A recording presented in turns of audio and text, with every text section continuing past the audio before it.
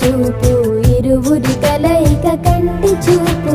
ఒకరిది మాట ఒకరిది భావం ఇరువురి కదలిక కదిపిన కథ ఇది ప్రేమ